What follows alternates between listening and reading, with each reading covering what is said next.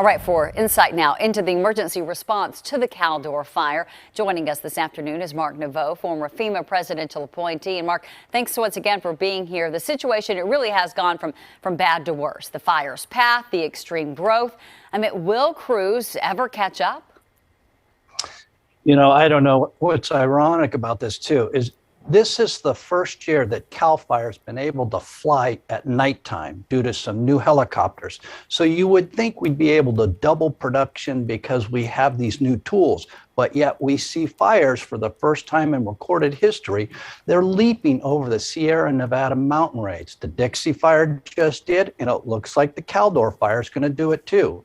Crews are stretched thin. They got help from 5 other states, but Heather, I'm not sure they're going to be able to get this one. It's going to take Mother Nature to help us. Yeah, Mark, we have a triple threat of natural disasters right now. You know, we got the Dixie Fire, Caldor Fire, of course, Hurricane Ida. At the risk of sounding too dire here, do we have the resources, both state and from the federal government, to handle all these disasters right now?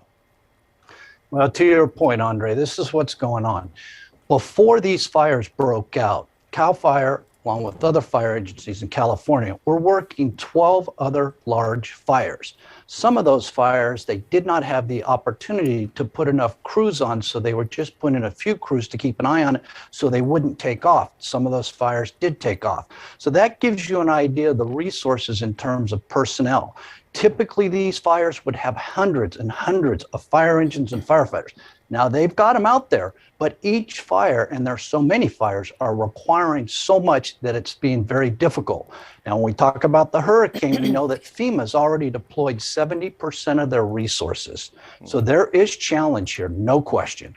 Oh, absolutely. And I want to go back to the Caldor Fire, Mark, because we are seeing some really hazardous air quality, especially there in the fire zone. We just reported on how it's affecting the firefight, and crews now telling us that they have not seen conditions like this ever before. I mean, that just really adds, it just complicates the firefighting effort.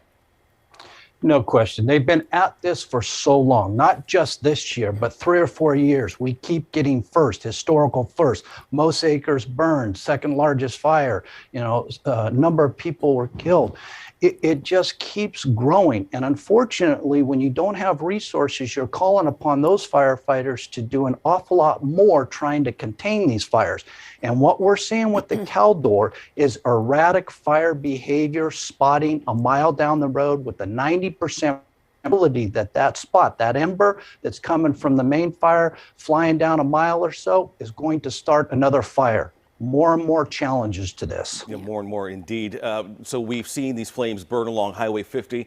Based on what you know right now, can residents in South Lake Tahoe, which we know, doesn't have that many main thoroughfares in and out of there, how do they know to safely evacuate, where to go? Because we've seen those lines of people trying to get out and they could get stuck there. Tell us about that. Yeah, and with, typically there's a couple of ways out of Tahoe, but Highway 50 being blocked because the fires burn that direction, you can only go one direction, towards Nevada with 50. So people should get out of there. Now, if they need information, one of the things they can do are 2 things. They can go to the El Dorado Sheriff's website or Cal Fire's website, take a look under the Caldor Fire, and it will explain to them the evacuation routes, which areas should be evacuated. But if you're in Lake Tahoe, my suggestion, evacuate now, leave. Yeah, and make sure you're getting that information from a reliable source. Mark-neveau, really appreciate you sharing your expertise once again with us this afternoon. Thank you. You're welcome.